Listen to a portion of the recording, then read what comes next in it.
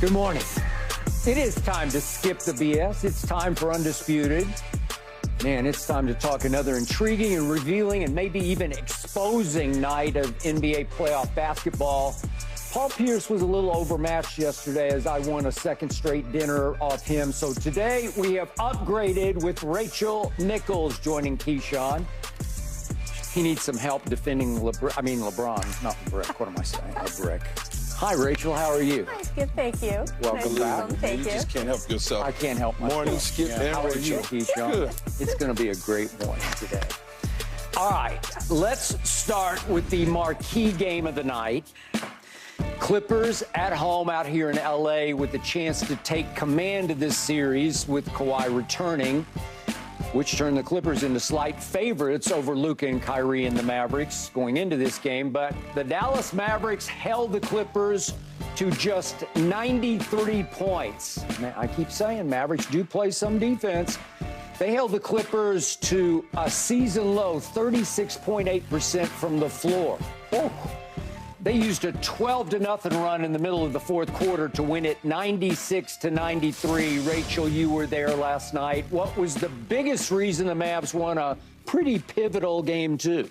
Defense, man. Defense, man. Defense. I mean, Jason Mavericks Kidd, defense? I know, What? right? Luka defense. Luka I mean, defense? This is how much things have changed. Jason Kidd said afterward, he said, this was 90s basketball at its best. And in fact, the Mavericks held the Clippers to their lowest field goal percentage of the entire season, and it was led by Luka. And he was doubled most of the game. He certainly could have pled physical exhaustion, but especially sitting there courtside, you could really watch him do all those little things that makes a great defender. He really decided that he was going to focus on being aggressive defensively, and the numbers are pretty crazy. Clippers players were 2 of 17 from the floor when Luka was the primary defender. 2 of 17? That is an incredible stat. When he came into this league, that he was considered at least somewhat of a defensive liability. I mean, he was always a big guy and he was always aggressive, but certainly the emotions played into his lack of defensive skill and just not being, being starting out in the league. And he has worked so hard at it. And you've seen it all season. He's been consistent. And the Mavericks were able, as a team effort and team defense, and you can see the additions they made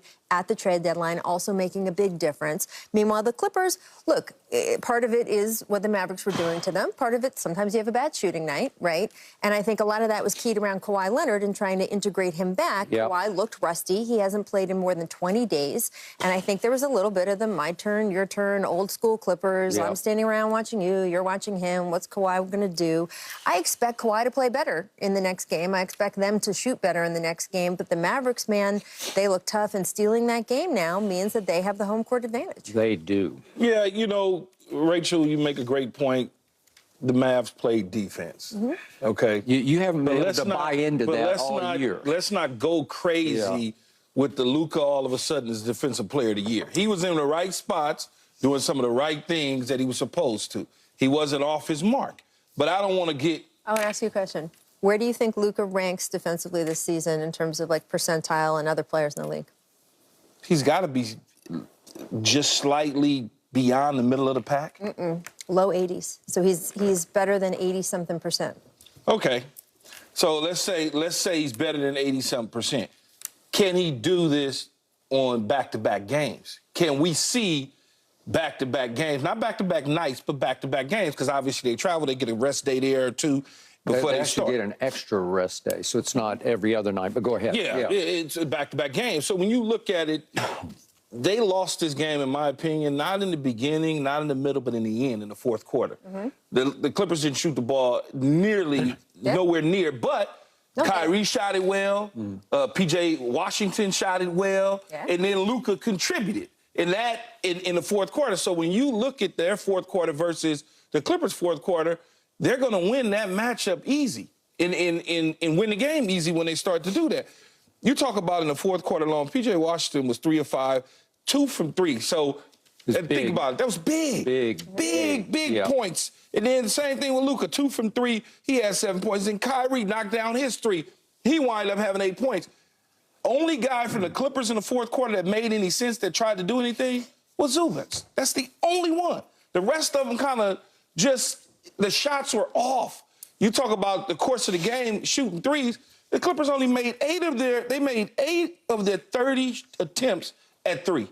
8 of them. Where the first night they played each other in game 1, those shots were falling. For whatever reason, Skip, your guy, I know where you're going. James Harden didn't shoot it well at all. Had a couple crucial turnovers in the game, but I'm not ready to sell off on the Clippers just yet. I understand. Because now they go to Dallas, and let's see if Dallas can duplicate the same success they had last night at home. By the way, Rachel, he is Clipper Keyshawn. He's a closet Clippers fan. You didn't know this. Is this because he sees the writing on the wall with the Lakers? He sees the writing, and he realizes he's about to jump bandwagons to the other LA team. Not a chance. Yeah. Not a chance. I see you. So I saw James Harden make 6 threes in game 1, and I told you yesterday he's not going to make 6. And you said, well, maybe 4 or 5.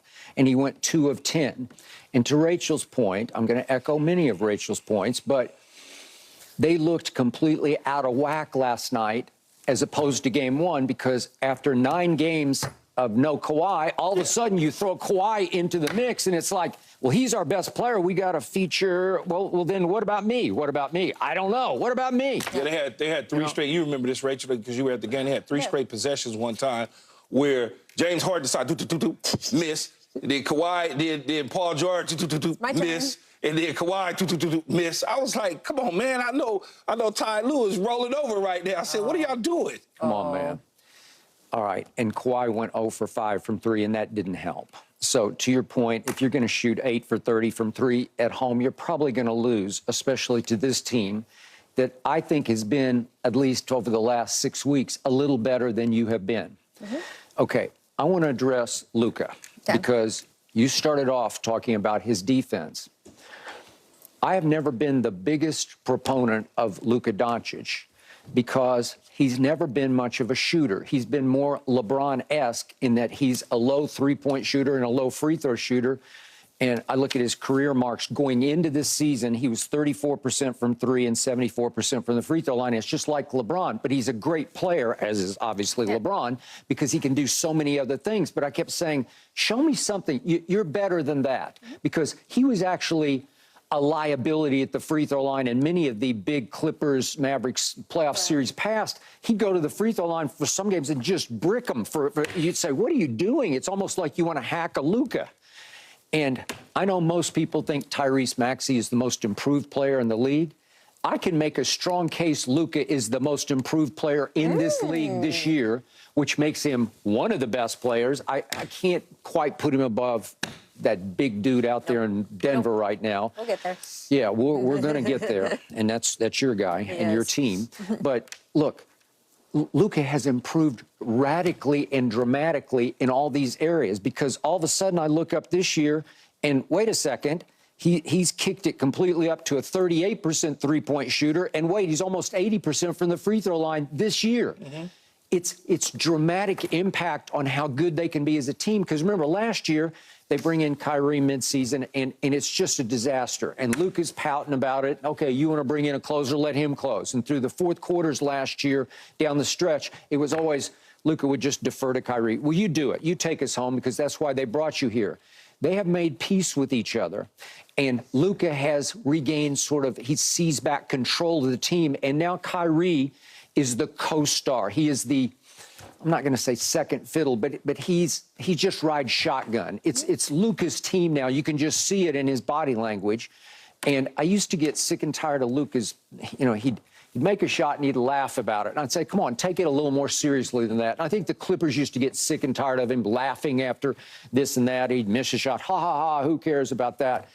Listen, this guy is a stone-cold killer. And I think he showed you this last night, because every time the Clippers made a move, he just said, no, I'm going to do this tonight. I got this. We didn't show up in the first half of game 1, but we're here tonight. Go ahead. I was just going to say, you said he was a stone-cold killer.